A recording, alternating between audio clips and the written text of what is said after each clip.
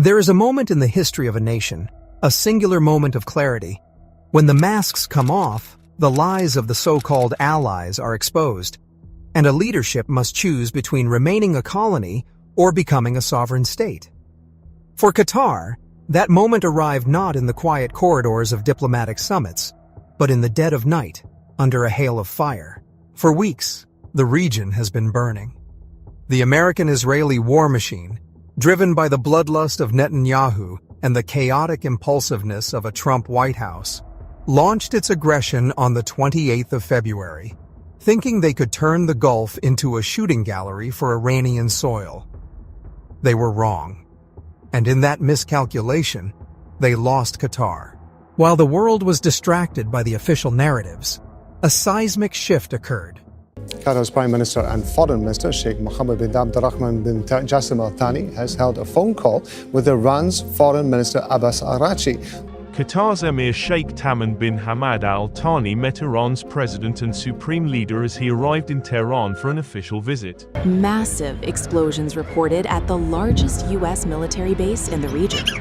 Iran is suspected to have targeted the Al Udeid air base in Qatar, raising... Qatar, the tiny peninsula jutting into the Persian Gulf, made a U-turn so decisive, so absolute, that it has effectively shattered the wall of silence that the Gulf monarchies have maintained for decades. We are not talking about a diplomatic recalibration. We are talking about a complete severance from the pack of American puppets in Riyadh and Abu Dhabi. In a move that has sent shockwaves from Tel Aviv to Washington, Qatar has essentially told the axis of aggression, not from our land, not anymore. The reports coming out of Doha, corroborated by intelligence analysts on X and official statements filtered through Iranian news outlets like Press TV and Tehran Times, paint a picture of a nation that has seen the future and refuses to be its sacrificial lamb. Just days ago, after a brief but terrifying exchange of fire initiated by the U.S. strikes on Iranian territory, Qatar made a decision that redefined the concept of neighborly wisdom. Unlike the cowardly regimes in the UAE and Saudi Arabia, who continue to host American bases while trembling at the sound of drones, Qatar looked at the wreckage of its own gas facilities and said enough. We are talking about the Ras Laffan industrial city, the crown jewel of global energy. According to reports emerging from the region, strikes that hit Qatari infrastructure have caused damages and revenue losses estimated to run into the tens of billions of dollars. We are looking at a $20 billion a year hit to their economy, repairs that will take up to 5 years. They were paying for the sins of the Americans with their own blood and treasure. And for what? So that Netanyahu could feel powerful? So that the American military-industrial complex could test new missiles? Before we go any further, I need to ask you for your support. We are one of the few platforms left that dares to tell the truth about the American-Israeli terror nexus. If you value honest journalism that doesn't lick the boots of the Pentagon, please hit that like button. Not just a like, drop a comment. Even if it's just a dot, or a Palestinian flag, or the words "Qatar is wise." We need to overwhelm the algorithm that tries to bury this truth. Share this video with anyone who still believes the mainstream narrative that the Gulf states are united. They are not. And subscribe to this channel. We don't take money from regimes. We take our orders from the truth. Do it now, because what I am about to tell you will not be found on CNN or Fox. Let's get into the details of this extraordinary transformation. To understand the magnitude of the Qatari U-turn, we have to look at the sheer audacity of what they have done. While the other Gulf Cooperation Council states, the Emiratis, the Saudis, the Bahrainis, are busy running to the United Nations to cry about an existential threat from Iran, Qatar has effectively pulled the rug out from under the U.S. Central Command. Think about that. Just a few weeks ago, Qatar was hosting the largest American airbase in the Middle East, Al Udeid, 10,000 American personnel, the forward headquarters of CENTCOM. It was the crown jewel of American imperialism in the region. And what happened? Iran struck that base. They crippled the AN/FPS-132 radar system, a billion-dollar piece of equipment designed to track missiles, and the United States, the supposed invincible superpower, could not stop it. But here is the kicker. Instead of doubling down on American protection, Qatar saw that attack for what it was, a direct consequence of being a launchpad for American aggression. Reports from the ground indicate that, after that exchange, a secret, high-level channel opened between Doha and Tehran. The West wants you to believe that Qatar is simply mediating. No, they are aligning. And the proof is in the actions. For days now, observers who track flight radar and military movements have noticed something extraordinary. There have been zero attacks launched from Qatari territory against Iran. Not only that, but the U.S. airbase at Al Udeid, which was previously a launching point for operations, has been effectively neutralized as a threat to Iran. How? Because Qatar has made it clear that it will not be part of the war. But it goes deeper than that. There are credible reports, backed by the geopolitical reality of the map, that Qatar is now providing what amounts to a de facto air defense umbrella for the Iranian side of the border. The geography is crucial here. Look at a map. Qatar sits in a strategic position, separated from Iran by the narrow waters of the Persian Gulf.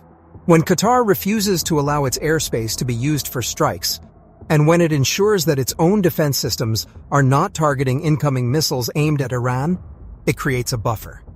The reduction in attacks coming from that area is not an accident. It is a policy. By effectively shutting down the American offensive capabilities from its soil, Qatar is shielding the Islamic Republic from one of the most dangerous vectors of attack.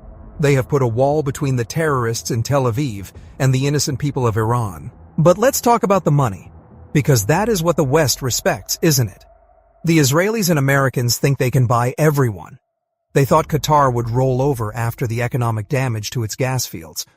But Qatar is smarter than that.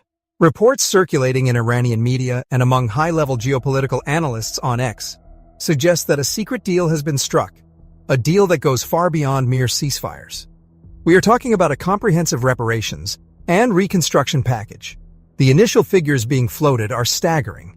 Some reports suggest a commitment of over $100 billion. But it's not just cash. It is about the joint projects that will define the next decade. Iran and Qatar share the world's largest natural gas field, the South Pars North Dome field. They are not just neighbors, they are economic twins. Qatar has realized that its future prosperity does not lie in the shaky promises of a bankrupt American empire, but in the stable, reliable partnership with its Persian neighbor. We are talking about massive investments in infrastructure, in technology transfers, in maritime security cooperation that will guarantee the safety of the Strait of Hormuz. While the Saudis are trying to build a city in the desert that will never work, Qatar is building a real, tangible economic zone with Iran. And this brings me to the wisdom of Qatar. Look at the insanity of the other Gulf states. They are puppets. They dance when Tel Aviv pulls the strings. They have normalized relations with the Israeli terrorist entity, thinking it would buy them security. What did it get them? It got them threats from Iran, it got them dragged into a war they didn't ask for, and it got them humiliation on the world stage. The UAE and Bahrain are not sovereign nations. They are military outposts for the U.S. Fifth Fleet and Israeli intelligence. But Qatar has a history, a spine, and a long memory.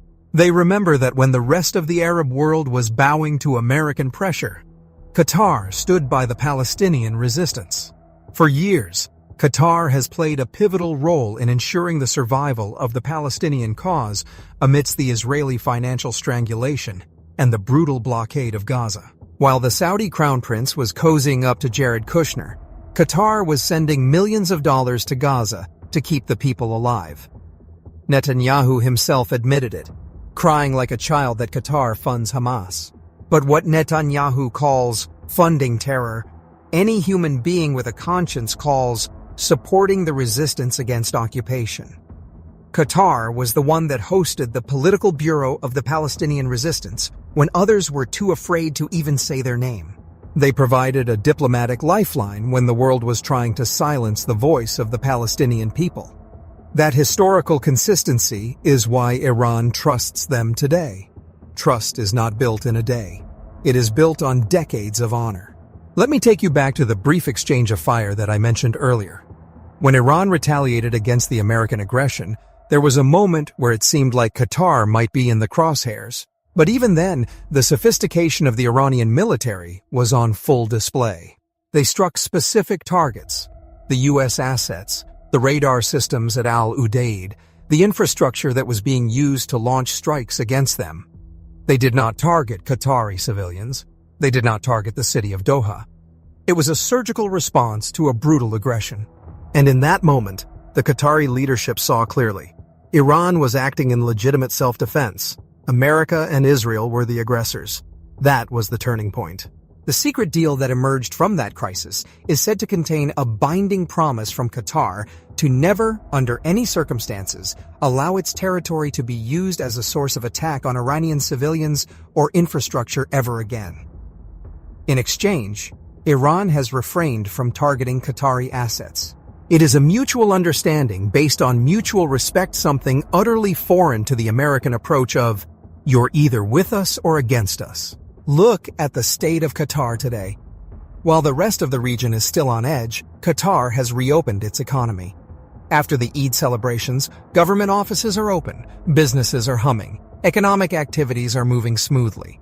They have confidence. Why?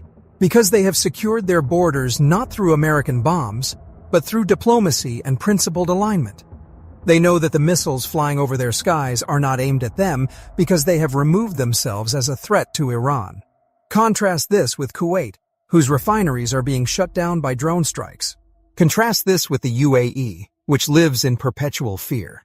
Qatar is the only country in the Gulf that can look its citizens in the eye and say, "We have a strategy for peace."